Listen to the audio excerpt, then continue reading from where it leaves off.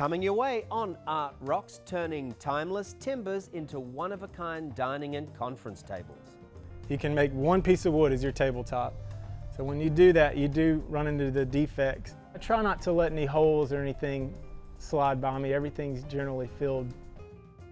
A painter follows her dream, finally. If I won the lottery, that's what I would do, you know, and my friends are like, why do you have to win the lottery? Why don't you just do it? A family finds its signature sound. You know, we were definitely happy with how our album turned out, but we were like, can we find even a better sound? And photography focuses on the abstract end of the spectrum. It allows me as a photographer to concentrate the viewer's attention on the lines, the forms, the shadows. All that up next on Art Rocks.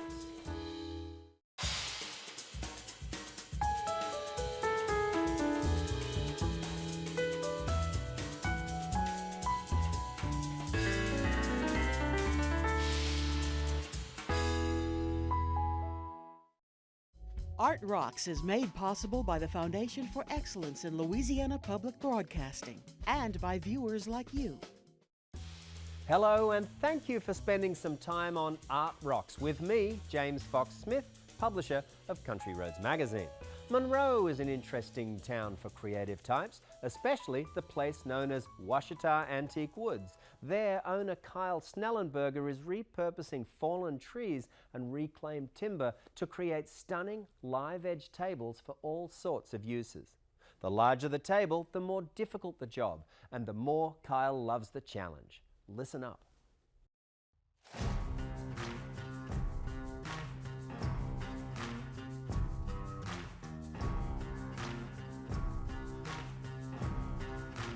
I make the joke a lot that a lot of the pieces I build, I did everything other than plant the tree. When the tree's cut, we'll cut it down sometimes, or if it's a sinker log that comes out of the bayous, we'll pull them out, bring them back here, mill them on the sawmill, dry them in the kiln, and build furniture out of that. So everything other than planting that tree, we were a part of it. And there are some very large sawmills that all they do is cut pulpwood or railroad ties, and you'll see mountains of trees out there. The skeleton of a sawmill is having that big saw that can cut trees into wood. I've got about the same saw that everybody else runs. I just use it on a much smaller scale, just making material for myself. My material selection starts with the tree. If it's a long, straight, boring looking tree, I'll know it's gonna look like a 2x4 on the inside, which is good for some people, but I like the unique looking stuff. So I want a tree with all the nasty stuff where it forks out and everything. From there, I mill it how I think would look the best, and people that come in here, I try to tell them which one they need. It's a lot of pushing the right material in front of someone, and they'll realize that was what they were looking for. These are kind of umbrella termed as slabs, live edge slabs, big giant single pieces of wood. There's no gluing multiple pieces involved. You can make one piece of wood as your tabletop. So when you do that, you do run into the defects. You've got to use every square inch of that wood. So if there's a defect, a lot of the times we'll fill it with resin, put bow ties to keep cracks from expanding and stuff. But yeah, I try not to let any holes or anything slide by me. Everything's generally filled. We don't have to worry about any cracks or anything like that. We make a lot more tables than anything. Just that's the most common piece of furniture usually in somebody's house. If they want a nice piece of furniture, it's generally their table. I do a lot of conference tables for companies. I do make headboards, big headboards, coffee tables, bar tops. Really anything that you can make out of wood I've done, but the majority of it is mostly dining tables. That's what most people like to have, is a nice big dining table.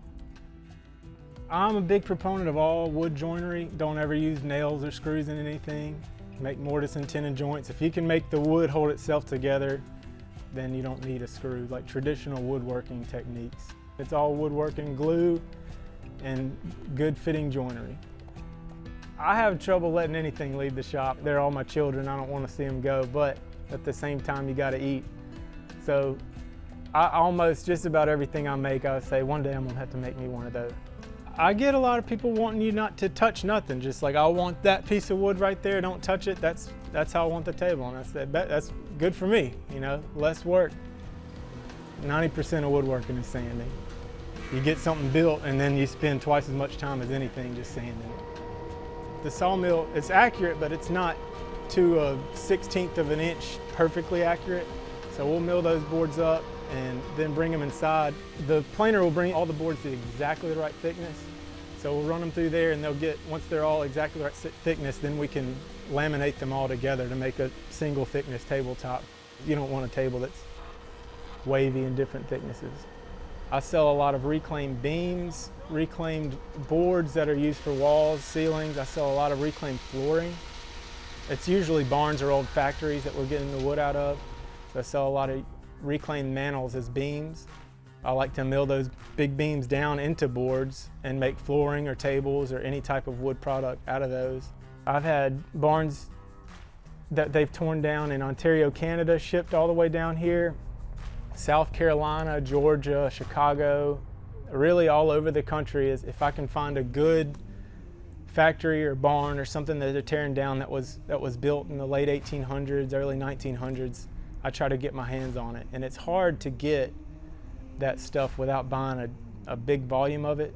If they're tearing down a big factory, they're not letting you come buy a couple boards. You got to buy all of it. So that's one part of it, that you've kind of got to buy an entire 18-wheeler load of beams to get them all. You've got to pay for it, but if it's a nice material, it's worth it. There's no way to get that old virgin growth timber anymore other than getting it out of something that was built in those days. A lot of the time, some of this stuff's 200 years old. It's as dry as it would ever get. It was kind of like a dream of mine to be able to have a wood shop and do what I want to do every day, and people come to pay me to do it. When it started, everything I made was from material I was buying or tearing down. Now, I've gotten a lot into the milling my own wood.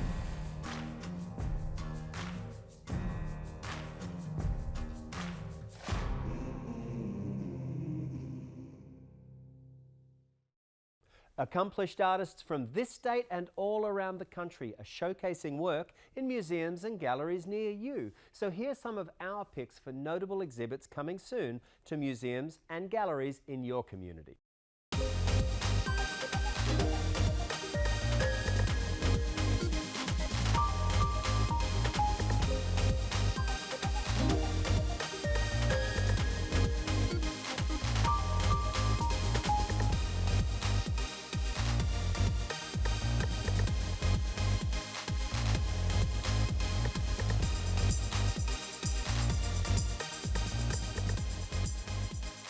For more about these and many more events in the arts, subscribe to Arts Monthly, the new free e-newsletter from the editors at LPB and Country Roads Magazine. What's more, the Art Rocks website features every episode of this program, so to see or share any episode again, log on to lpb.org and navigate to Art Rocks. Cincinnati, Ohio artist Carol Abbott first got serious about painting at the tender age of 10. But like many a creative spirit, Carol couldn't summon the courage to pursue art as a career until many years later, when she finally picked up a brush in earnest and began sketching the shape of her dream. Here's how she made the leap. I can remember in 5th grade, my parents let me go to the Findlay Art League, and I painted with all the adults and took classes and got my own oil paints. My mom said she always tried to get me to play with dolls because she liked dolls when she was a little girl and I was the only daughter. I would get these paper napkins that had embossed designs on them, and all I would do is color designs on those paper napkins. She could never get me to play with dolls, so it was pretty early on. I feel lucky that I always knew what I was. Was sure what I wanted to be. I started taking fine arts in college, but I decided, well, I'm going to go into graphic arts because that way I can have a better chance of earning an income. Well, I got out with my degree and I got involved in it, but I really wasn't the greatest graphic artist. And I gravitated away from actually creating things to selling equipment to the people that printed and produced books and posters. It was a great way to earn an income, and at least it was sort of adjacent to what I was interested in. But I used to come through here in the Pendleton Art Center and just think, oh, that's what I wanted my life to be. If I won the lottery, that's what I would do. And my friends were like, why do you have to win the lottery? Why don't you just do it? Well, I guess when I had nothing to lose, then nothing was holding me back. And that was 9 years ago. And I'm still here. I'm not going to lose it again. I did grow up in Findlay, Ohio, which has beautiful old Victorian gas boom homes all along Main Street. So that was my environment. But I started wanting to paint houses from the very beginning. And that was always the subject matter that drew me. That's what's a fun part of the job is, one day it'll be a very intricate, older Victorian home, and then the next day something very modern. Some people see every tree as being different and having a personality. That's sort of the way houses are for me. And I've painted homes that are almost the same design, but everyone is different to me. And talking to the people that live there even make that more so. That's one of the things I enjoy about it, is talking about when they bought the home and their life there. That all makes it part of the personality of the painting. If I can go and photograph the house myself, I'll usually go around sunrise or sunset. And I want a sunny day where the planes are really distinct on the house, because that gives it the shape. That makes it come alive. It's sort of like if you do a portrait of a person and the face is what makes it come alive. For me, a dramatic light effect on that building is what makes you notice it. So I always have to do drawings of a subject before I paint it, just to kind of get to know the angles of the house and know where the perspective problems and things are. So I'll show them the drawings from the left, from the middle, from the right, and I'll kind of get a feeling from talking to them about those, what they like and don't like. And if there's something that really bugs them, they'll say at that point, which is good because then I have time to fix it.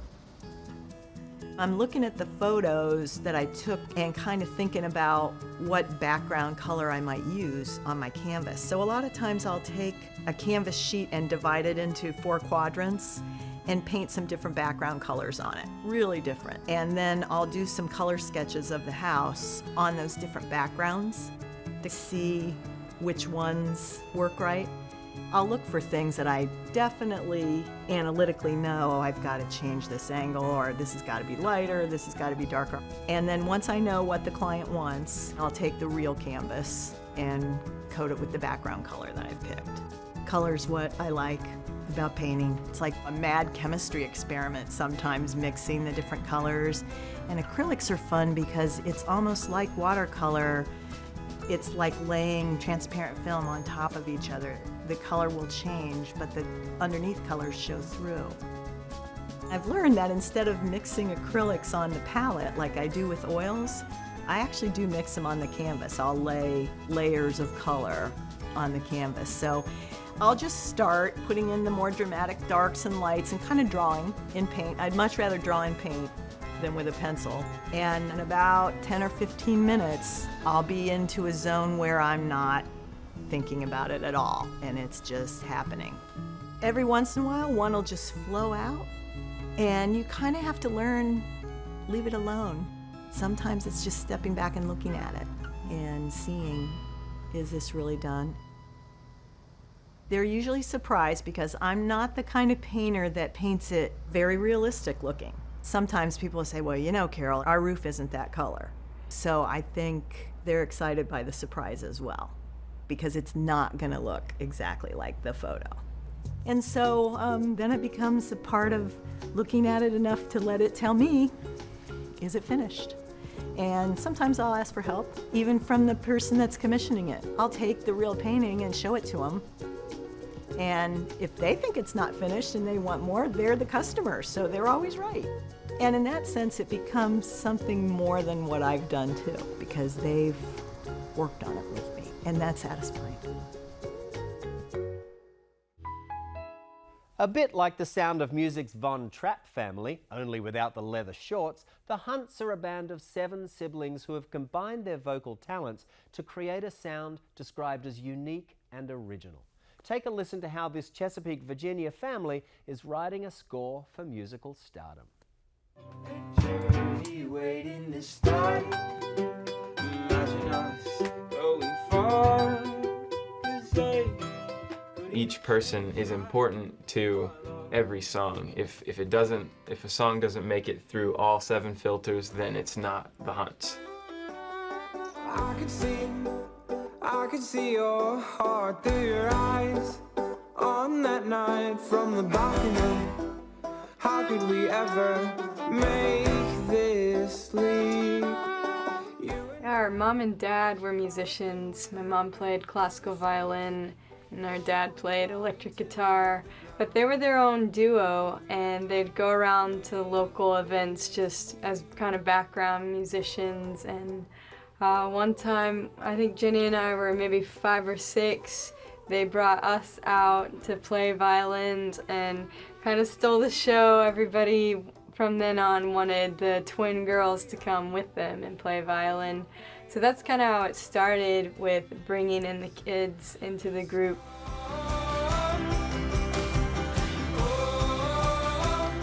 I think when we hit our teen years, writing music was something that really caught our interest and just brought a fresh feel to music, and it hit a spark in us and we couldn't stop writing, and we wanted to find our own sound and be something unique. And we could see ourselves just going farther with our own original music than being a cover band.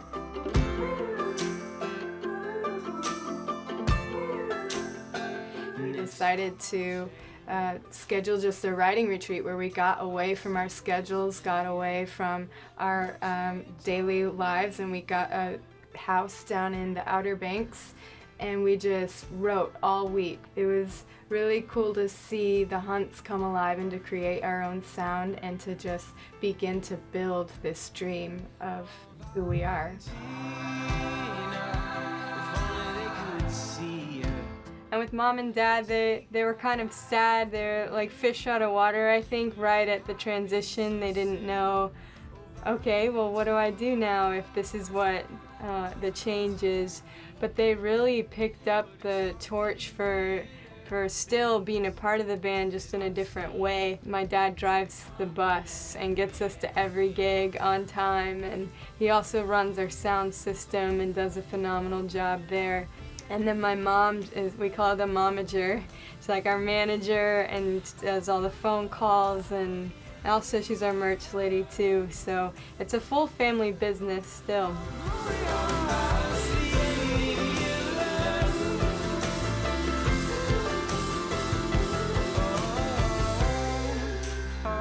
I think our parents are great to have involved, because when you're sitting on a project and in it for hours and hours, they come in with fresh ears and can listen to the whole thing with a fresh perspective and hear things that maybe our minds are dull to, that we've been so focused on this or this.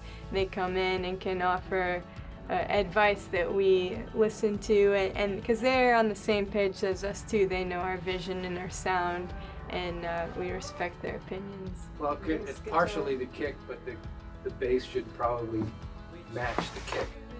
So we recorded our first album shortly after our writing session, and I sent the tracks to 96X, our local radio station. They kind of put us into a rotation right away, and that really caught some attention from some publishers in New York, some management and a label, and our single Make This Leap was featured in a commercial nationwide, and it just really gave us a big springboard and an excitement and a momentum, just starting right here locally.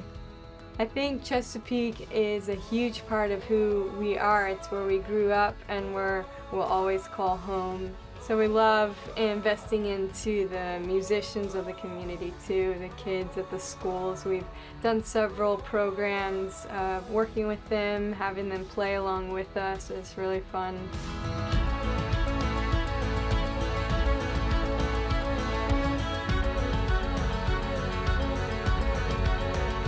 I think we just go through every mic and listen to one thing with the click, make sure it's spot on. For me, I was really able to see what a record label's all about, and all the ways that they were really helpful to us, and all the ways that we kind of saw, hey, we could do this ourselves. Everything else is so syncopated, and Let's do the piano. in between. I'll simplify it, and then we'll listen to it. You know, we were definitely happy with how our album turned out, but we were like, can we like find even even a better sound of like our sound ourselves. We definitely have learned a lot from all our past experiences with the producers we've worked with. And I think what we realized this time around is that we know our vision best. We know what we want the best. And instead of trying to explain that to someone else and have them create that for us, we're on a venture to do it ourselves. Like, let's create what we see, what we want to hear. So that's the goal for this album, is to take our vision and let it blossom.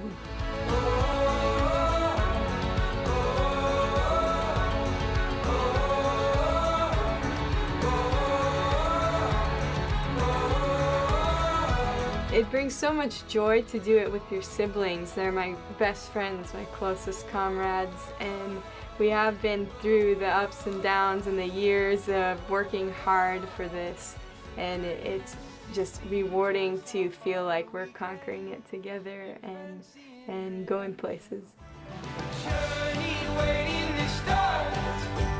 Imagine us going far.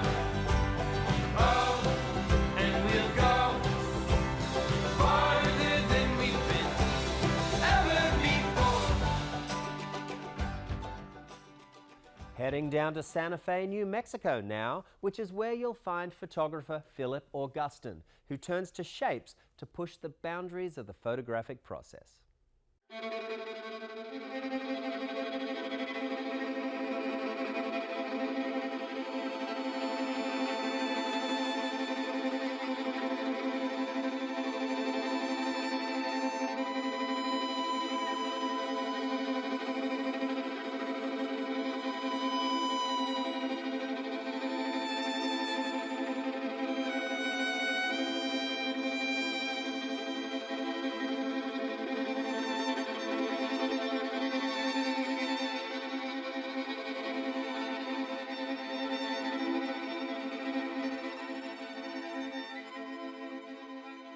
What do you see in nature that captures your attention?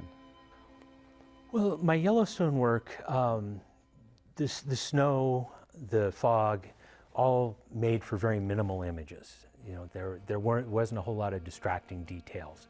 And as I worked more and more with the Yellowstone landscape, I spent seven winters up there, a little under 200 days there.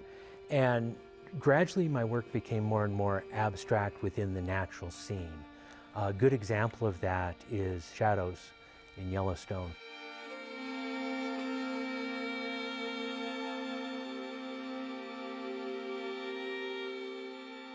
At the time, that was a fascinating image to me. In hindsight, that was a pivot image for me, because even though it's of shadows and it's very abstract, it's still a snowdrift. That image came back and was one that showed an advanced thought about how abstraction works. The natural world is busy. You know, if you're out in the wilderness of Yellowstone, there's trees and there's grasses, and to me, minimalism is muting those down. That's one thing that winter did. With the snow, all the grasses are hidden. The distance is muted with the fog. It allows me as a photographer to concentrate the viewer's attention on what I saw specifically, that the lines, the forms, the shadows.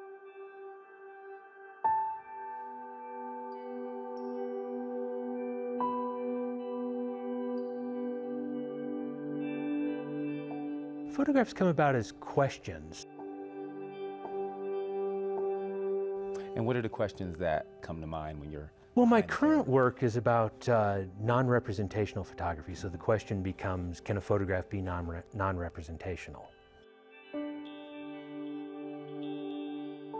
There is an object that a photograph has to have, but by defocusing an image, by making it so out of focus you can't tell what it is, it's no longer representing what's in front of the camera. How did you arrive at that process?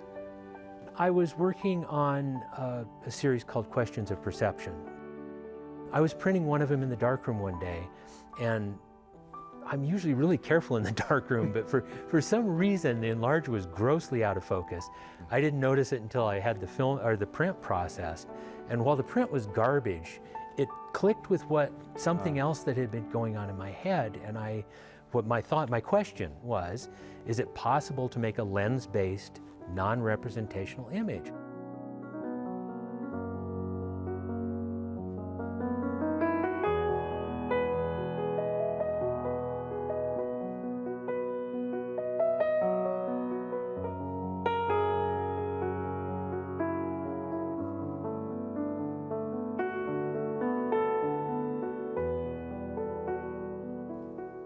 I think it gives you a different way of viewing the world. Mm-hmm. Most of my abstract images are triggered by something in the real world. Mm-hmm. And what I think is important between talking about the Yellowstone work and my abstract work is that they really aren't all that different. Mm-hmm. I'm using different materials, and I'm taking it further in surface tensions or vanishing point. But it equates to what you see in nature, or what you could see in nature.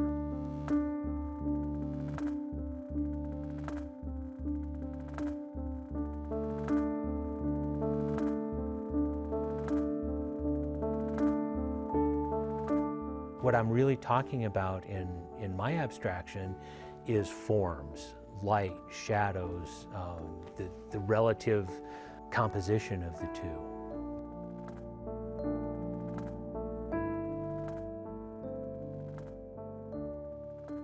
What is the role of the artist? The role of the artist, I think, is to show the viewer something that they might not see, to show my vision to the viewer. You're putting a frame around something and saying, this is important to me. This is something that you should see. And maybe you're telling the viewer that they just need to take a closer look at their world.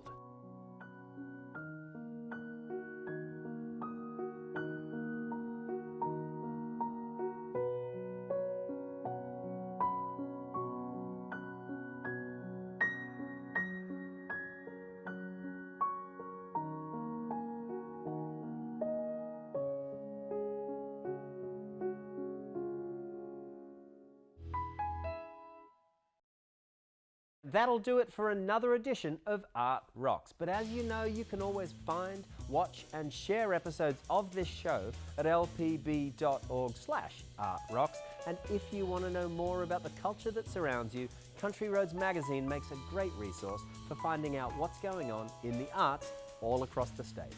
So until next week, I've been James Fox Smith, and thank you for watching.